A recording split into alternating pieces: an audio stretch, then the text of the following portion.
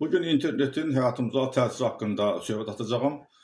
Nəzərinizə çatdırmaq istəyirəm ki, dünya alimlərinin apardıqları tədqiqat nəticəsində məlum olub ki, yaşlı nəslinin nümayəndələrindən hansı ki, müasir texnologiyalara yiyələnib, müasir texnologiyalardan sərbəst istifadə etməyə bacarıqlarına malikdir. Bu adamlarda psixoloji xəstəliklər az yaranır.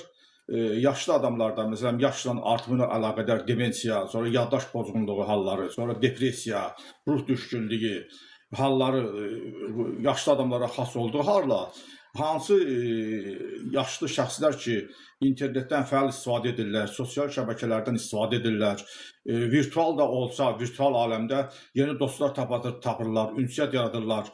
Birbaşa canlı olmasa da virtual aləmdə də ünsiyyət qurduğu adamlarla keçirdikləri vaxt onların həyat tərzlərinə, həyat sağlamlıqlarına, əhval-ruhiyyələrinə müsbət təsir göstərir, uzun ömürlərin artmasına səbəb olur, onlarda xəstəlik hallarının azalmasına səbəb olur və onlara olduqca müsbət təsir göstərir.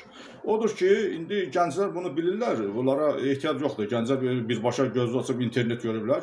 Amma yaşlı adamlardan hansılar ki, buna yiyələnməyiblər, yaxşı olardı ki, onlar bu texnoloji nailiyyətlərdən bəhrələnməyi bacarsınlar və bunun faydasını anlasınlar.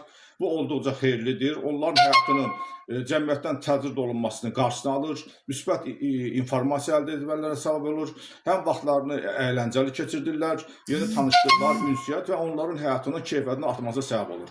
Və nəticədə onlarda psixoloji, emosional vəziyyətdə müsbət hallar yaranır, xəstəliklər azalır və onlar gümrah bir və uzun ömür sürməyə nail olurlar. Odur ki, müasir texnologiya insanların həyatına, xüsusən yaşlı nəslin həyatına olduqca müsbət təsir göstərir və məsləhətdir ki, yaşlı adamlar imkan daxilində texnologiyalara gəlsinlər, buna laqeyd qalmasınlar. Bu onlar üçün olduqca faydalıdır.